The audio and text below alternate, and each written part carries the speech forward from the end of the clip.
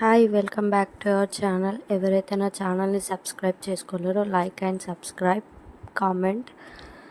ముందుగా మనం ఈరోజు చేసుకోబోయే రెసిపీ పెసరట్టు దోశ అండ్ పొంగటాలు ఎలా చేసుకోవాలో చూపిస్తాను. వీడియోలోకి వెళ్ళిపోదాము. నేను కప్పు పెసర్లు, కప్పు మినప్పప్పు, కప్పు కొర్రలు, కప్పు బియ్యం తీసుకున్నాను. ఇలా అన్నీ మిక్స్ అయ్యేలా ఒకసారి కలుపుకున్నాను. ఇది హెల్త్కి చాలా మంచిది. దీంట్లో ఐరన్, విటమిన్ B6 ఉంటుంది, కాల్షియం.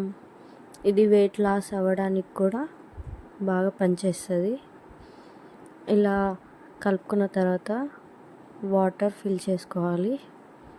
ఫిల్ చేసుకొని నైట్ అంతా అలా నానబెట్టుకోవాలి. నానితే కదా టేస్ట్ బాగుంటుంది. ఇలా మార్నింగ్ బ్రేక్ఫాస్ట్ చేసుకునే ముందు మిక్సీ పట్టుకొని ఒక 5 minutes నానబెట్టుకోవాలి.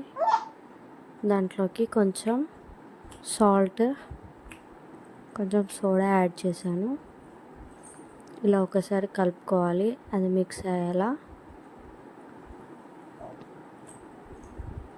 ఇలా కలుపుకున్న తర్వాత ప్యాన్ పెట్టుకొని ప్యాన్ హీట్ అవ్వగానే దోశ పోసేసుకోవాలి. అంతే అండి, దోశ రెడీ.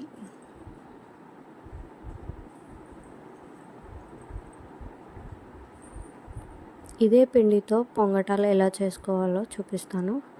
దాంట్లోకి కొంచెం ఆనియన్స్, చిల్లీ కట్ చేసుకొని కలిపి పెట్టుకోవాలి. నేను ముందుగానే చట్నీ రెడీ చేసి పెట్టుకున్నాను, పల్లి చట్నీ.